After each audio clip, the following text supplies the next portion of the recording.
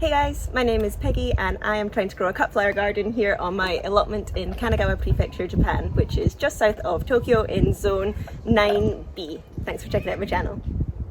Okay, we've made it, finally. We're into March. My last frost date has passed, and as I've said before here, the weather changes so quickly. You know, there's, if you read the old stories and the old poems about Japan, they talk about Japan having 72 micro seasons, and for each micro season there is a new flower that blooms, and basically every time a new flower comes up they mark that as a different season, and it sounds really beautiful and really poetic and like a beautiful turning of the wheel slowly through the year.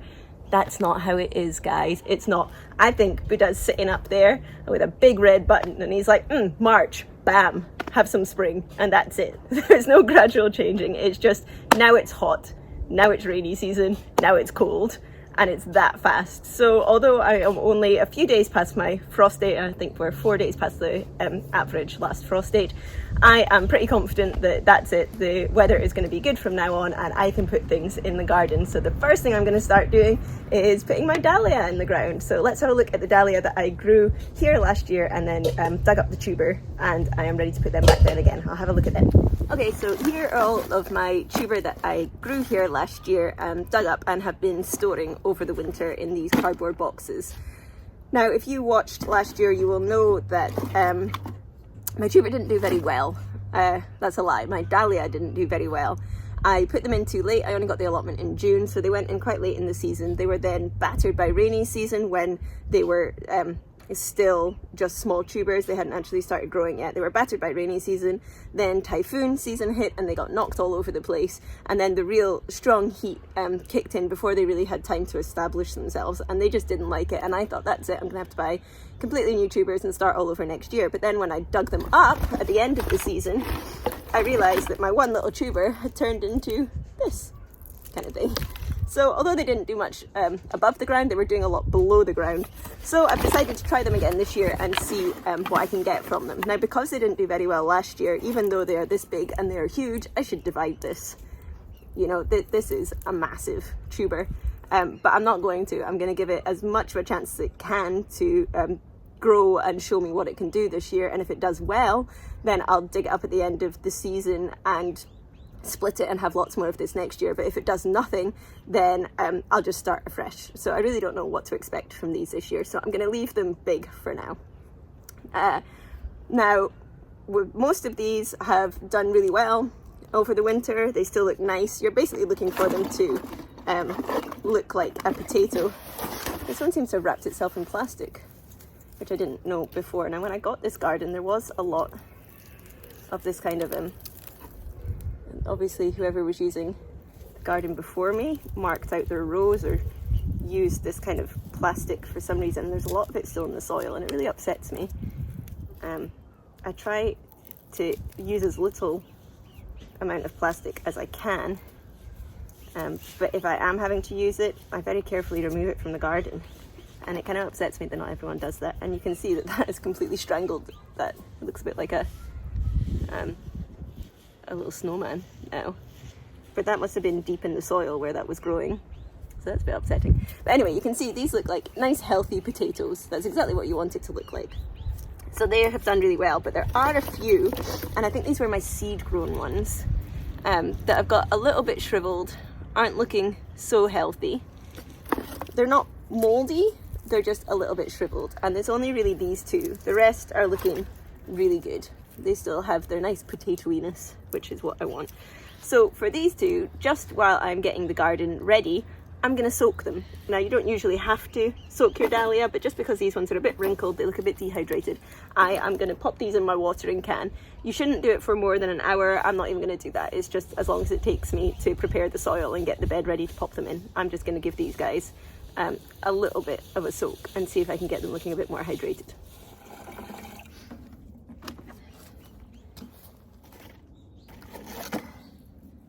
Bit wrinkly. One of those.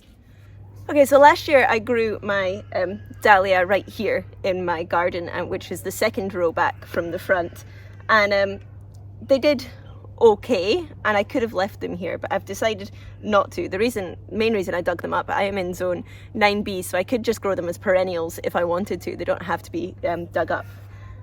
But the main reason I did was I was really curious to see what was going on underneath, to see if there was anything to save, but also I wanted to move them from here to over there, up there.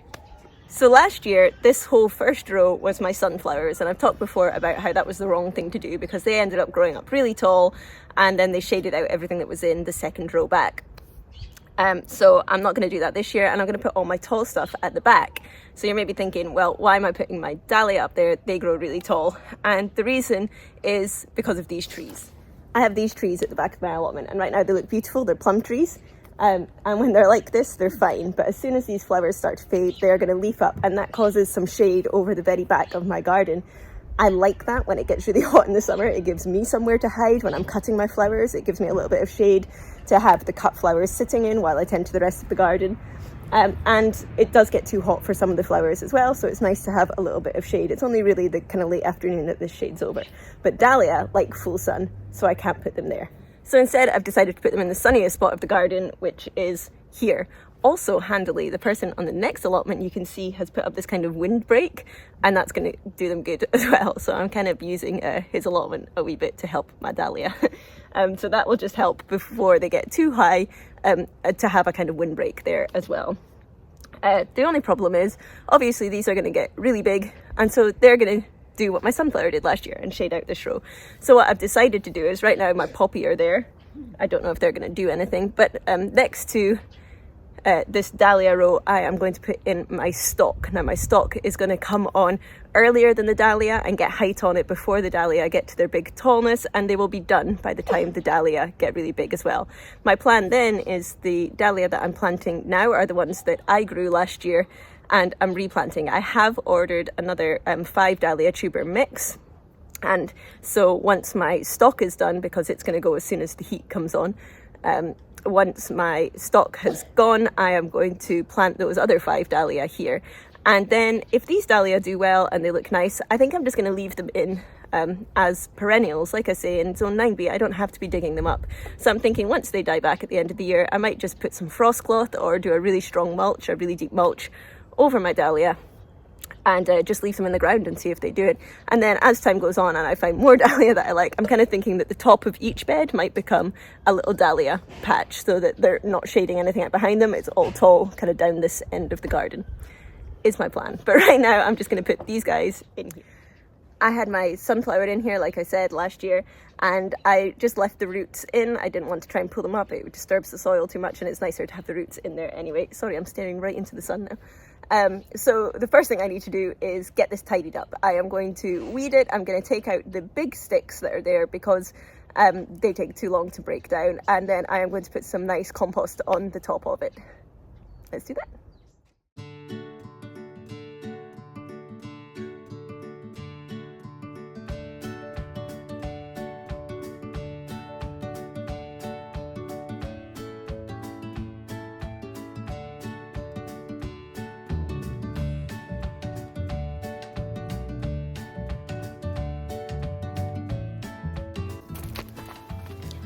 I do practice no dig in my garden, and I am using this killer hoe. I'm not actually turning the soil, I'm just slicing into it to try and help a little bit with compaction. The soil's actually really good, and there are virtually no weeds in it at all, which is great news. But I'm just helping with compaction with this.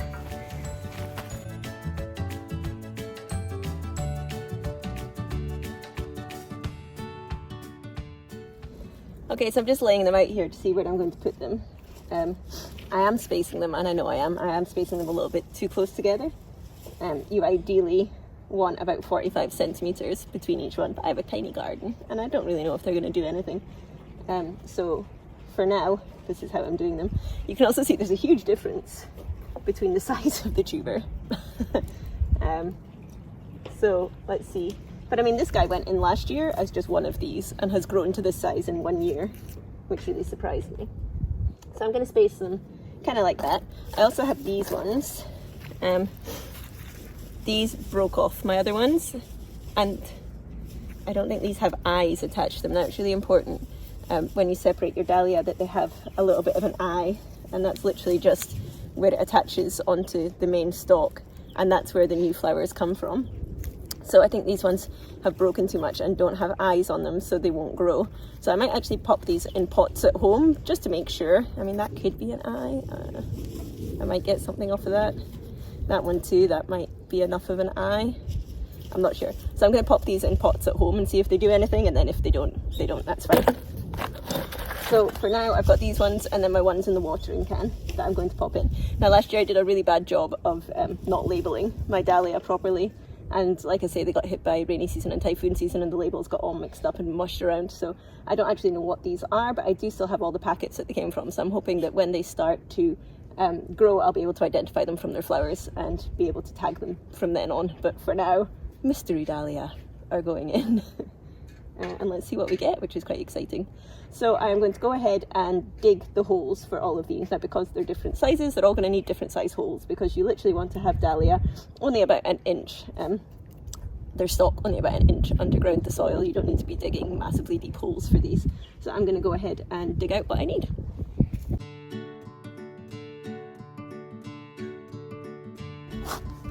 Now, usually when you plant dahlia, you plant the tuber so it's on its side, because as you can see, the stalk comes up from here. So you kind of want them to be lying sideways and up. But in this one, there are so many that I don't really have much choice. So I'm just doing it where the stalk came out last year. I'm going to put it in like that and hope that it comes out the same way. But generally, if you've got just smaller ones, this one's still got plastic on it too. If you've got smaller ones like this, then you want to be planting them with that lying flat so that the stalk comes out this way.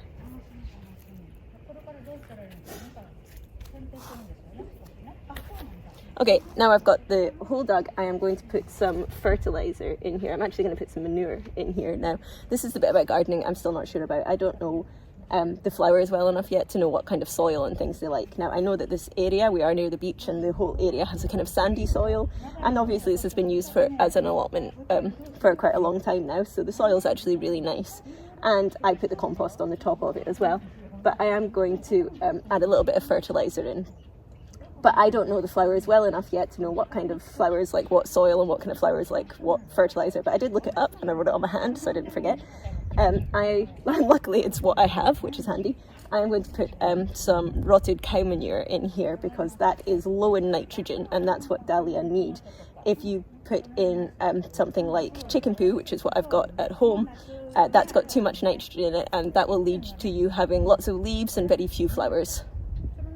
So for dahlia, you want to use cow poo good, chicken poo bad, unless you want lots of leaves.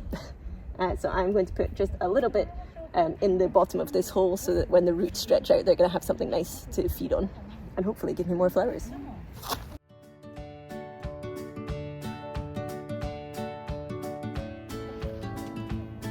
Could actually have done that a bit deeper. There we go. Let's see what comes. I'll do the same for all the others.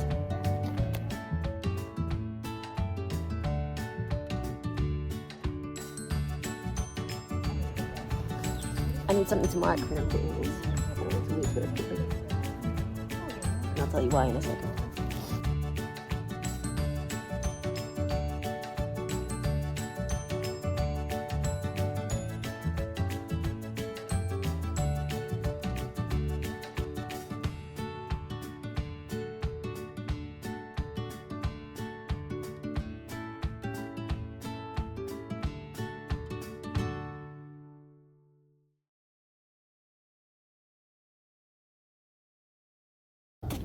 Let's check these ones I was soaking.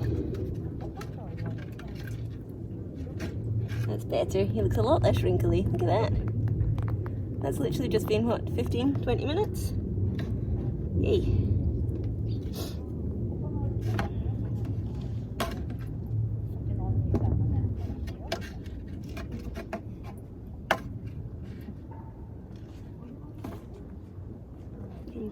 Just looks a little bit better.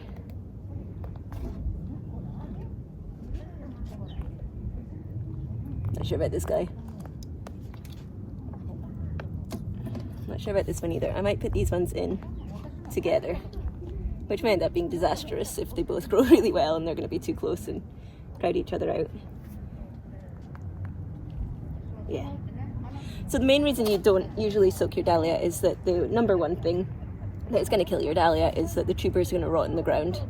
the tubers do, they don't want to be cold. You have to wait until your ground temperature is going to be a pretty much constant 15 degrees. The soil temperature is going to be about 15 degrees, which I think is 60 degrees Fahrenheit for those in America. So you want your soil to be a constant 15 degrees, and we are not going to water these. Once they're in, you don't water them until you see the first shoots coming through. Once the shoots come through, you can give them a nice deep water. But until then, you don't want to, because you don't want to risk these sitting in wet soil and rotting, which is going to be the #1 killer of your dahlia. So the fact that I have soaked them is a little bit controversial. Most people don't do them, and like I say, I only did it on these ones because they were looking quite shriveled. And I want to give them the best start. Also, it's really warm out here, so I'm pretty sure these will dry out quite quickly.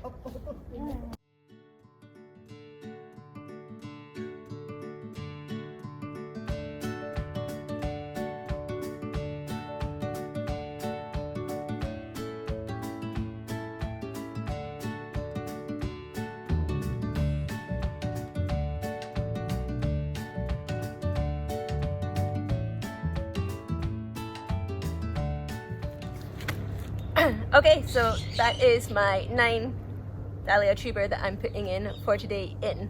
So next I am going to go ahead and put on some netting. Now, last year, like I said, these guys got hit by the rainy season. Then it was the typhoon season that really did the most damage with these guys. The winds, obviously it's a typhoon, they're pretty strong winds, which is why I'm taking advantage of my neighbour having put up some cloth here to try and help with the wind a little bit. But I learned last year that I didn't put the netting on soon enough, and I didn't put it on low enough. Last year I put on 2 rows of netting, support netting, at about, I don't know, maybe 40 and 80. And this year I'm going to go much lower and put it on at about 30 and 60 and 90, I think, is what I'm going to do. So I'm going to go for 3 layers of netting this year instead of just the 2. As well as that, because I only have 9 dahlia, I'm going to go ahead and individually stake them as well. Like I say, they've got to put up with the typhoon. So I'm going to go ahead and individually stake them, which is why I have put these in here. These aren't marking where the tubers are, they're marking where the tubers aren't, so that I can go ahead and put a cane right in here and know that I am not going to be damaging the tuber. So you have to be careful of that, if you are going to stake them, mark out where you've actually put them and where it's safe to put a cane in, or whatever support you're using in, so that you're not accidentally stabbing the tuber. But first I will put on a layer of netting. Ta-da!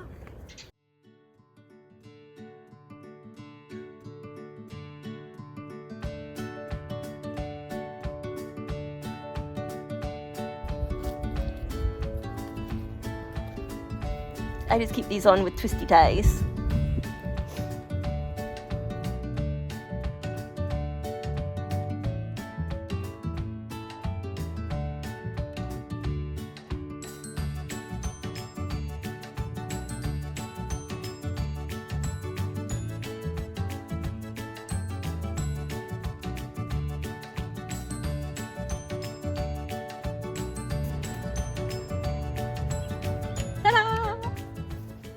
And there we have it, dahlias in the ground, support netting on. Like I say, you don't water these until you start to see the first shoots coming through, and then you water them. Give them a nice deep water when you see that coming through. And that's it. Now, the dahlia's worst enemy are slugs. You want to avoid putting a straw mulch or anything down on top of these, because that just encourages the slugs to come along and nest in there, and then they'll eat the leaves as soon as any come through. A lot of people do put down slug pellets, sluggo, that kind of stuff. I'm not into that. I like to farm organically. As you can see, there are lots of birds, and I said there's that tree line just down there. I tend to find that the birds do a pretty good job of keeping the slugs away. You will see that I have kind of cut off plastic bottles attached to some of my canes down there. When the dahlia leaves start to come through, I do put those little bottles over the top of them, and that helps keep the slug off. Just it also gives a nice little humidity dome for the dahlia while it's still a little bit of chill in the air, although it's absolutely roasting today. I put the plastic bottles over any leaves that come through, and then I take them off when they get to a height where they could actually survive slugs coming. They're not going to eat off all the leaves, and that's what I do, and it seems to work. So Now I'm going to do a little Dahlia dance and I hope that these do better than they did last year. Come on Dahlia, we can do it. And when they come through, hopefully I'll be able to identify what they actually are as well from their labels. But that's all from me today. If you want to follow along and see what happens with these Dahlia and if I actually get any flower and if I have planted them too close together, looking at these, they look pretty close. Which was a mistake I made last year as well, putting everything in too close. But I just want so many flowers. If you want to follow along and see what happens, hit the subscribe button below and I will see you guys next week. Bye!